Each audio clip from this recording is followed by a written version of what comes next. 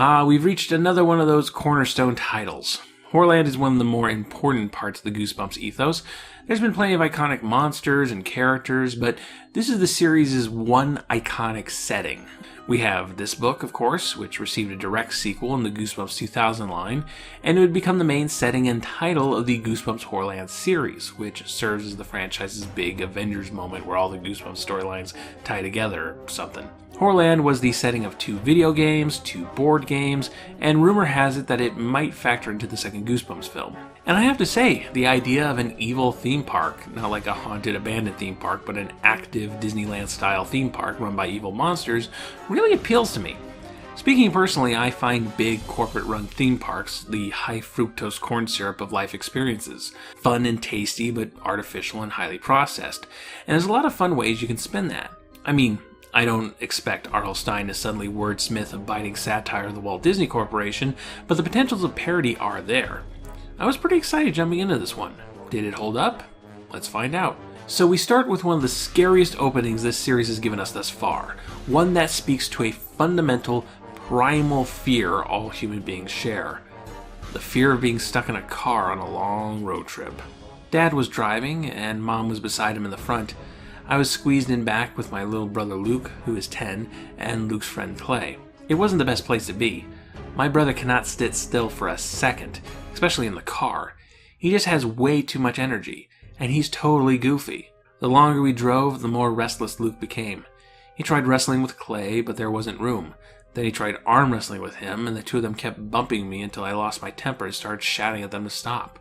This is the Morris family. Our narrator is the eldest child, Lizzie, and she's struggling to keep her cool as her little brother Luke and Luke's meek little friend Clay, who is totally the piglet of this friendship, roughhouse in the back seat. The family's on their way to an amusement park called Zoo Gardens, which is so close to connecting the Goosebumps universe with the Animorphs universe that it kind of makes me upset. However, the family is completely lost and are now driving down an empty desert road to Nowheresville. After everyone gets mad and fight, and they try to calm down, the family eventually stumbles onto a billboard. Looming over it is an animatronic monster. Not a specific monster, besides the fact that it has red eyes, we never get a description of it, which will become kind of a thing for this book. The sign itself says, "Welcome to Horrorland, where nightmares come to life, 1 mile." The family rationalized that A, it's the only sign of civilization 100 miles, so they could probably find a phone or a map there, and B, if worse comes to worst, at least the family will have visited a theme park for their vacation. Desert gives way to forest, and the family arrives at Horrorland, huge, sprawling, and purple. They park and get out of the car, but as they approach the front gate, this happens. And then I gasped as a deafening explosion made the ground shake, and I stared back in horror as our car burst apart, exploding into a million pieces. It took me a while to stop screaming. Whoa! That is quite the act of violence to kick off a Goosebumps book. Rightfully shaken, the family approaches the front gate of the park, this time less in a vacation mode and more of a we really need to find a phone right now mode. Good news, the park is letting people in for free this weekend. The bad news, the staff at the front gate insists that there isn't a single telephone in the entire park. The staff here are the Horrorland Horrors, seemingly people in rubber monster costumes, but just like the animatronic billboard, the details are kept vague, usually sticking to things like, that one had yellow eyes, or that one had a tail. I think the idea here is to keep things obscure and underexplained so that readers can fill in with their own details, which is a solid idea for a children's horror series. The pop culture image of a Horrorland horror, that of a kind of horned demon, mostly just comes from Tim Jacobus' striking cover. I might be wrong, but I don't think horns are even mentioned once in describing these guys. In fact, let's have some fun and see what other countries thought the horrors looked like. The UK edition made them out as goofy gargoyles, which isn't too far off from the American version, I guess. The Dutch cover has them look like spiny lizard bug alien monsters, so the real horror is Lizzie's face here. The French cover has Man Bear Pig on it, while the Korean cover has a demon with an oddly contorted wrist. It's fun seeing what other cultures treat as their default generic monster. Well, Dad can't accept that there's no phone here. This is a business, there has to be ways to communicate with the outside world, but instead of keeping everyone together, the parents decide to split off and let the kids have some fun around the park. Like, I appreciate the sentiment of not wanting to ruin everyone's vacation, but you have no idea as to the layout of this place. Nobody makes a plan like, okay kids, we'll meet back at this big tree in 1 hour. It's just like, we'll find each other later, I guess. The first location past the front gate is Werewolf Village, a dark little villa with what appears to be actual live wolves running around the place. Past that is the central plaza with twisted green and purple Tim Burton buildings and vendors selling black ice cream and balloons. Signs line the walkways with ominous warnings, though one odd sign stands out: no pinching. The first actual attraction that gets the kids' attentions is something called the Doom Slide, an artificial mountain with 10 slides running down it. According to the signs and the horror staffing the ride, 9 of these slides are perfectly safe, but one of them is the Doom Slide, which slides on forever and ever and ever. I imagine that's a steady paycheck for whoever's building this thing. Yeah, how much slide did you want? An infinite amount of slide? Oh, well, that's gonna cost you. Lizzie takes slide 3, Luke takes slide 2, and Clay takes slide 10. The slide takes them through tunnels, and it's a bit of a bumpy ride, but both Lizzie and Luke end up deposited safely at the bottom of the mountain. However, Clay is nowhere to be seen. They talk to a whore, who suggests that maybe Clay picked the Doom Slide, but the two siblings don't buy it and decide to go back in and take slide 10 after him. This slide is exceptionally longer than the others, and at one point they pass through what look like flames. It looks like the slide is on fire, but it's actually some kind of elaborate special effect. After some solid minutes of sliding, Lizzie and Luke are dropped off, discovering that they're on the other side of the park. I climb slowly to my feet, my heart still pounding. A yellow and green sign on a wooden pole stood directly in front of us. It read, "Welcome to Doom. Population 0 humans." Standing next to the sign was Clay. He came rushing over to greet us, a happy smile on his round pink face. "Hey guys, hey!" he called. "Where have you been?" He slapped Luke a high five. Then Luke gave him a playful punch in the stomach. "Clay, kiddo, I hate to tell you this, but I think your relationship with Luke might be a bit abusive. So here's what I don't get. Is the Doom Slide really a thing? On the one hand, the Doom Slide is about sliding to your doom, and slide 10 brings you to a place called Doom. That suggests that this ride is just an elaborate dad joke, and there's nothing supernatural about it. But the horrors running the ride are clear that the Doom Slide makes you slide forever. They're very specific about that. So either they are lying, which is possible, or the Doom Slide is real and the slide that takes you to Doom is also there, which means that there's this area called Doom, which isn't actually related to the Doom Slide, meaning Horrorland is just really bad at naming things. Hey, what do we call our merry-go-round? Doom-go-round. We can't name everything Doom, Cheryl. It's worth noting that the Morrises aren't the only family here.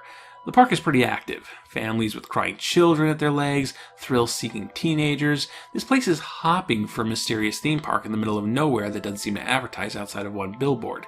We get glimpses of other attractions.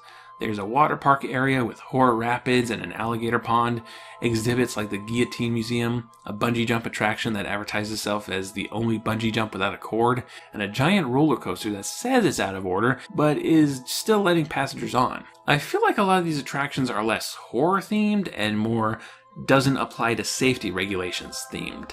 The kids are not starved for choice and decide to go into the House of Mirrors. I mean, I guess because it doesn't advertise itself as deliberately dangerous, but who goes to a theme park full of rides and thinks, oh hell yeah, mirror maze? It's like having all of Disneyland at your fingertips, and the first thing you say is, hey, let's do the Hall of Presidents first. Granted, this mirror maze has a few tricks up its sleeve.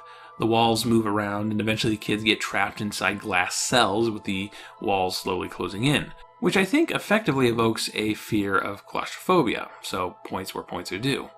The panes of glass began to press in on me from all sides, above and below too. I suddenly pictured one of those crushed cars.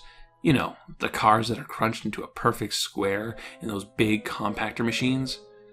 My entire body shuddered as I realized that I was going to be crushed into a perfect square too. A trapdoor beneath the kids opened up and takes them out of the maze. Haha, really funny, Horrorland. But the kids have had enough and decide to make their way back to the central plaza and try to find their parents. But to get there, they have to walk through something called the Bat Barn. It's a barn, and there are presumably bats inside. Granted, when you walk in, it's pitch dark and you can't see the bats, which can be unnerving if you're afraid of bats, but this is a theme park. You have so many options, and this book's main attractions are a slide, a hall of mirrors, and a barn. Guys, I don't think R.L. Stine's ever been to a theme park. I think the nearest thing he's been to is the county fair. While the design of Horrorland evokes a little bit of iconography of places like Disneyland or Six Flags, the actual elements the Morris family interacts with aren't exactly e-ticket attractions by those standards. We don't go on a roller coaster, don't go on a dark ride, no log flumes, no Ferris wheels, no carousels, no spinning teacups, no tilt-a-whirls, no gravitrons, no motion simulators, no bumper cars, no drop towers, no tunnels of love, no jungle cruises, no trains, no go-karts, no pendulum rides, no swinging rides. But we got a barn and we put bats in the barn. The kids get out of the barn and, after wandering around for a bit, eventually stumble back onto their parents. It turns out that the horrors weren't lying. There isn't a single phone anywhere. And frankly, everyone's too stressed out to keep hanging out here.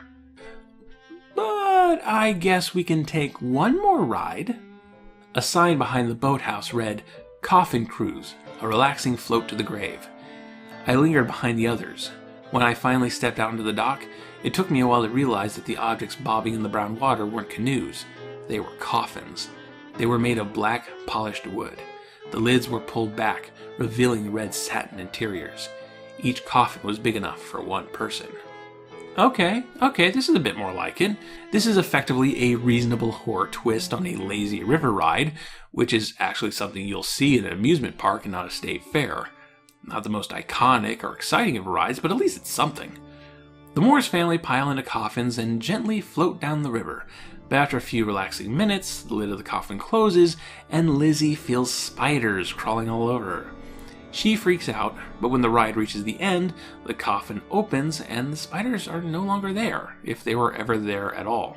The family makes for the front gates, only to discover them locked tight. Before they can think of what to do next, an entire army of Horrorland horrors, possibly every horror on staff, approach and corner the family.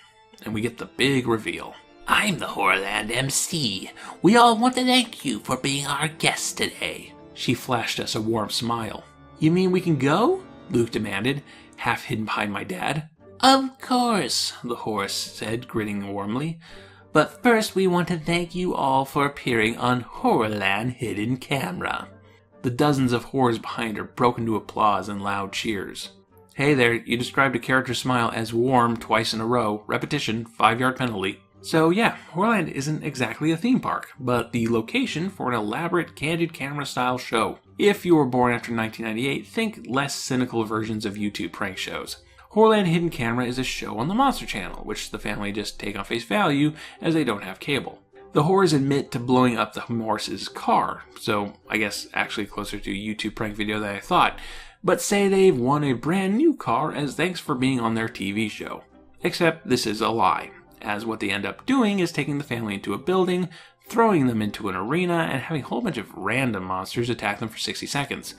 If they survive the time limit, they win. And you may ask yourself, how did I get here? Wasn't this about an evil theme park? What the hell is even going on anymore?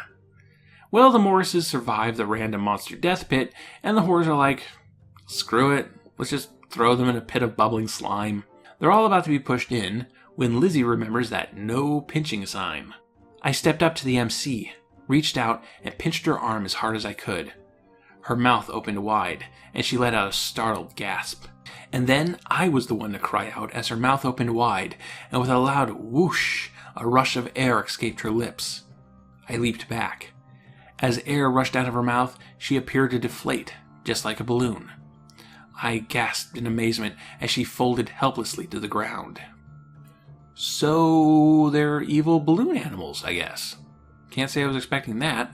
Yeah, the horrors are a lot more fragile than their appearance suggests, and the Morrises can just bully their way out of the park. In the parking lot, they find a bus with the key still inside it, steal it, and drive it out of there, free of Horrorland.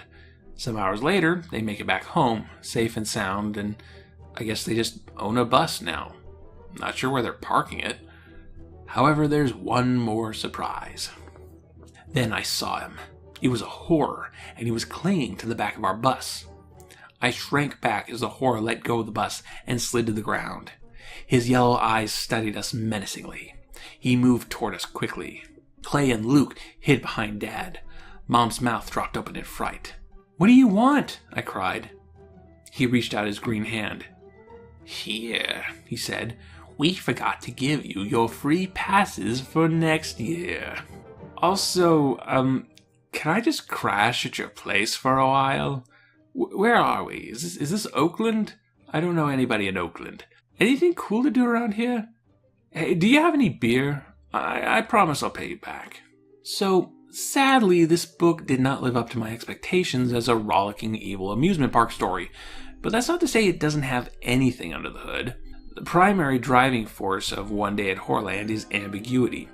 Every attraction in the park that the Morse's family interacts with contains an element that you can't be sure is real or not. Is there actually a doom slide? Would the Hall of Mirrors have killed you if you had taken a different path? Were there actually bats in the bat barn? Were there spiders in the coffin ride? The attractions play with phobias without presenting a direct threat like a monster or a ghost or something. There's a wolf early on, but it's just passing by, more of a cameo than anything else. This ambiguity extends to the horrors, which I mentioned before get almost no clear description. The reader is forced to fill in the blanks themselves. And were the other guests wandering around the park real guests who probably died from the various attractions, or were they just actors there to enhance the experience? And yes, this also continues into the weird monster TV show thing at the end, which is otherwise such a hard right turn that I think I got whiplash. It dismantles the horror theme park idea in favor of some weird Japanese game show thing, but even here, while being attacked by random monsters or getting pushed into a slime pit, you can't really be sure if the Morse family's in any real danger. In that sense, maybe there is something to be said here in comparison to the king of theme parks. Disneyland is artificial magic and whimsy. It's about transporting your average suburban family and placing them in a fairy tale book. The Wild West, a seaside town being invaded by pirates, a utopian future, all within walking distance from each other. While you're experiencing these realms through your senses, you can see and hear and touch Cinderella's castle. In the back of your mind, you have to remind yourself that it's all an elaborate fake. Horrorland is the dark inverse of that, where everything is presented as a fake, a simulacrum of a dangerous experience, but there may actually be a real threat behind all of this after all. Or maybe not. Except there's one major story beat here that messes with this idea and, for me at least, completely ruins the pacing of the book. And that's when the Morse's car blows up. See, there is no ambiguity in that. The car totally blows up for real. The only mystery there is why it blew up. We start with a moment of real, actual danger, and are then asked a question if the danger after that moment is real. Imagine a story where someone is shot with a real gun, and then the rest of the story is all, real guns? There's no real guns in this story, only toy guns. That's basically what happens in this book. The threat escalation is completely off balance. Blowing up the car at this point served no practical function to the story. These characters were already willingly going into Horrorland. They didn't need to be convinced with some kind of emergency. And in fact, they should be more on edge and less willing to participate in the attractions because of it. No, you blow up the car when the family tried to leave after the coffin ride, a dramatic moment to signify that we're done playing games and things are about to get real. Maybe getting real shouldn't have been a monster reality show. I just don't get that part of the book. But I do think the pacing would have been saved if the car blew up here. One Day at Horrorland is a book that strikes up a lot of imagination in the reader, and I think that's what made it one of the more popular books in the series. Unfortunately, I don't get the impression it struck up a lot of imagination for R.L. Stine, whose leaning into county fair attractions and a weird left turn into weak television parody almost suggests he didn't want to do an evil theme park in the first place. There's something really frustrating about books that are almost there, could have been made to work with one more draft and a little rethinking of the base concept. This book goes on to my didn't hate it, but it could have been so much more pile. I give One Day at Horrorland a C-3PO action figure out of 10.